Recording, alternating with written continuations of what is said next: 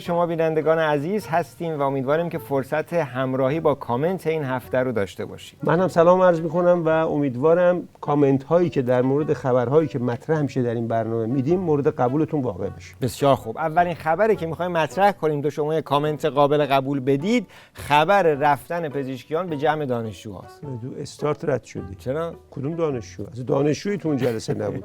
این جلسه تو دانشگاه برگزار شد اما دانشجویی توش نبود. یه دوره هم و گپ و گفتگوی باندی بود که پزشکیان توش سخنرانی میکرد. تازه خود یکی از این نفرات میگه دانشجوها پشت داربستن راشون ندادن.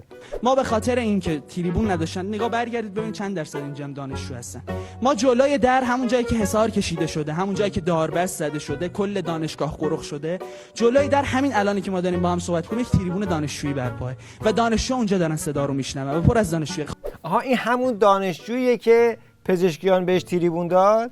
این زنگایی است که دوباره اشتباه میکنی. دومین اشتباهت کردی. اینم دانشجو نیست، این دانشجو نماه که عضو ستاد جلیلی، یعنی یکی از کیفکشای جلیلیه که اومده تو این جلسه وفاق شرکت کرده. خب حالا این جلسه دوره همی که میگی دوره همی باندی، بالاخره نتیجهش چی شد؟ چی از توش در اومد بیرون؟ خیلی نتیجه بزرگی داشت. پزشکیان تونست در قاب تصویر کوچک اون سالن یک نمایش کامل از وفاق باندهای حکومتی رو به نمایش بگذاره.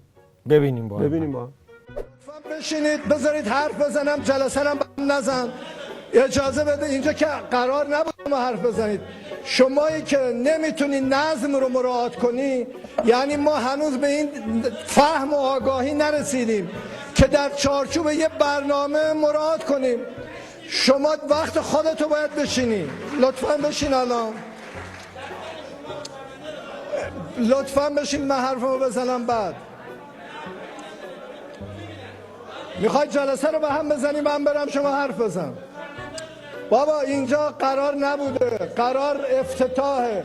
یه جلسه بذارید برای کارمندا حرف بزنید. بله، وفاقشون که اینه، ببین دیگه شکافشون چیه. بله، اشتباه نتون همه اینه که وفاق رو تو زبان آدمیزاد، محاوره انسان‌های معمولی ترجمه میکنن. وفاق تو منطقه این وحوش یه تعریفی داره که خود این علم الهدی که 3 تا شغل داره. اولیش امام جمعه خامنه‌ای تو مشهد، دومیش نماینده خامنه‌ای تو مشهد، سومیش از همه مهمتر اینه که پدرزن رئیسیه. وفاق رو تعریف کرده، با هم گوش کنیم ببینیم وفاق یعنی چی. بابا وفاق ملی به جای خود محفوظ. وفاق ملی شعار مقدسی است، اما به چه قیمت؟ به قیمت جنگ با خدا، به عنوان تشویق و ترویج منکرات شرعیه وفاق ملی بشه. آدمای نفوذی دشمن بیان پرچم دشمن رو در داخل فرهنگ ما بلند کنن به نفع دشمن به اسم وفاق ملی. ما صدامون در نیاد، چیزی نگه میگن خلاف وفاق ملیه. خب آقا، خبرهای قبلی ما رو که همه رو مورد پنبه‌زنی قرار دادی. حالا میخوام یه خبری مطرح کنم که واقعا از اون خبراییه که نه پنبه‌زنی نبود، خبر باید دقیق باشه. الان بهت یه خبر دقیق میدم با سند، خبری که آنتن‌ها رو ترکوند، یک خبر بسیار شگفت‌انگیز از اقتدار نمایی نظام و اون هم فراتر از پرواز برادران رایت. باقر قالیباف ملقب به باقر لوله‌کش رفت نشست تو کابین خلبان، هواپیما رو صاف فرود آورد تو بیروت. نکات حاشیه سفر این بود که خود شخص آقای قالیباف خلبان هواپیمایی به مقصد بیروت بود.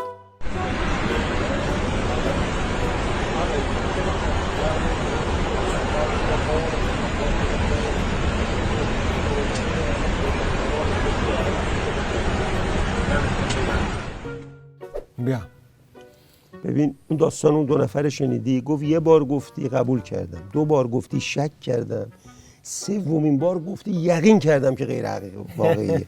ببین اینا گز نکرده دارن پاره میکنن. اولا که این خلبانای عزیز کلی نامه نوشتن تو فضای مجازی که ببین این هواپیما در حالت اتوپایلوته، یعنی خودش میره، تو میتونی بری تو کابین بشینی، فقط دستکاریش نکن.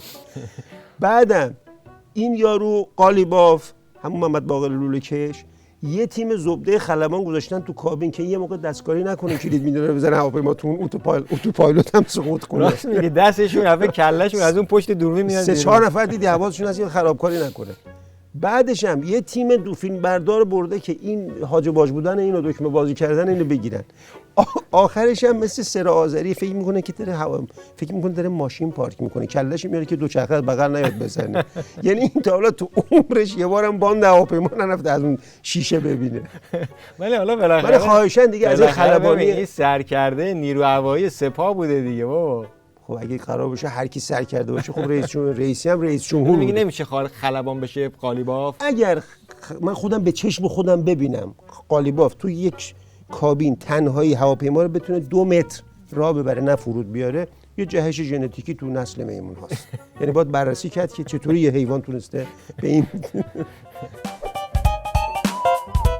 حالا یه فیلم پیدا شده، یه فیلم زیرخاکی از زمان جنگ ضد میهنی، یه فیلم اختصاصی از عظما که اون موقع رئیس جمهور خمینی بوده.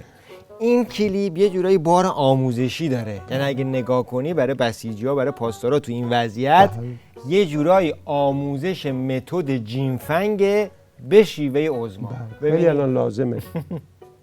من آمدم بازم در همون وقتم اهواز رو رفقای مادر شورای پشتیبانی آقای هاشمی و آقای مهندس موسوی اینا به طور قاطع مخالفت کردن. من می‌خواستم اهواز بیام، خود من اهواز رو توی لیست نوشته بودم که بیام اهواز. اون برادرها گفتن اهواز مصلحت نیست. منطقم این بود که اگر مثلا بنده بیام اینجا ولی یه ترکش کوچیکم به من بخوره، ملت ایران دور خواهد شد. بحث کشته شدن من مطرح نیست، حالا چقدر مؤثر یا مؤثر نیست، اهمیت داره یا نداره. مهم این بود که اگر بنده اینجا یه آسیب مختصری هم می‌دیدم، ملت ایران بور میشد. این ملتی که نمیتونه رئیس جمهور رو محافظت کنه و یک خمپاره عراقی که همینطوری مثلا رها شده یه رئیس جمهوری مملکت ازش میگیره، ملت خطیف. خب ببین تو نیمه حالا یه خمپاره‌ای بخوره، نه یه نیمه آشکارش رو تو نشون دادی. نیمه پنهانش اینه که خمینی گوشه اینه گرفته گفته تنلش تو مثلا رئیس جمهور مایی برو جبهه‌ها این بسیجی‌ها دارن وا میرن. اینم اومده آدم حرافیه دیگه، آسمون و ریسمون رو داره به هم میبافه که این جیمفنگ شدن خودش رو در رفتن از اون جبهه‌ها رو توجیه کنه. شورای عالی فضای مجلسی، شورای عالی پشتیبانی، شورای عالی پشتیبانی گفت و این گفت و اون گفت، نشون میده که از اون دوران تو کار جیمفنگ بوده. میگم ما بگین عکسایی که منتشر میشه از این داستان موشک پرونی سپاه خامنه‌ای یه جورایی مشکوکه. چطور؟ مثلا اینو نگاه کن، مثل ته آب گرم کن میمونه، اصلا کجاش موشکه؟ خدا آب گرم کنه، خدا آب گرم کنه.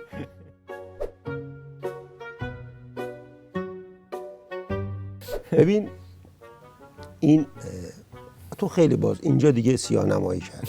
ببین اونجایی که نباید بزرگ کنی بزرگ میکنی، خلبانی قالیباف. اینجا که باید بزرگ کنی بزرگ نمیکنی. ببین یعنی واقعا اینو فناوریه. الان توضیح میدم. ببین یه فناوریه، چون رژیم مجبوره برای اینکه این رژیم مشکلی داره تو موشک پرانی. یکی که باید یه جایی بزنه که آدمیزاد نباشه، یکی هم یه جایی بزنه که موشکاش یه طوری برن که منفجر نشن، فقط مارمولک و اینا باشه. آره، خرجش هم باید کم کنه.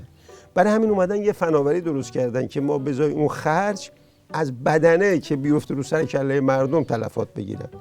اینم کیا متوجه شدن؟ این دکترا رفتن دن هرچی مجروح است به جای اینکه جراحت و خونریزی داشته باشه شکستگی استخوان داره.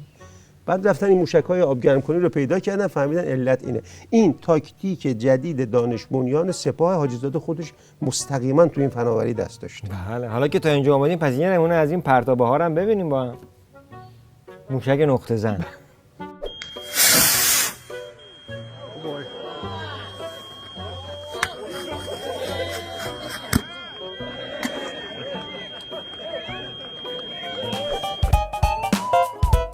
خب بریم سراغ کامنت یه جمله‌ای. کامنت یه جمله‌ای میشه مثلا یه هفته در میون بذاریم؟ ببین یه عکس، این عکس اومدن تو شبکه ایکس این پسر دشخیم حمید نوری زدن، این عکس 2 نفره از دشخیم حمید نوری و دیپلمات بمبگذار اسدالله اسدی تو کجا؟ تو جمعه بازار خامنه‌ای.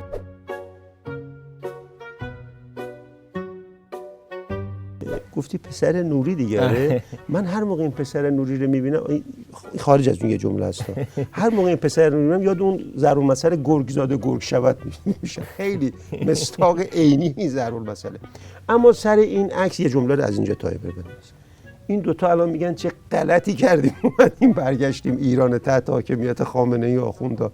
جامون تو اون زندانا خیلی امن بود، مفت میخوردیم، مفت میچریدیم، از ترس مجبوریم هر شب بریم زیر زمین بخوابیم. الان اگه ولشون کنیم میگه ما میخوایم برگردیم همون زندان، اونجا جامون امن‌تره.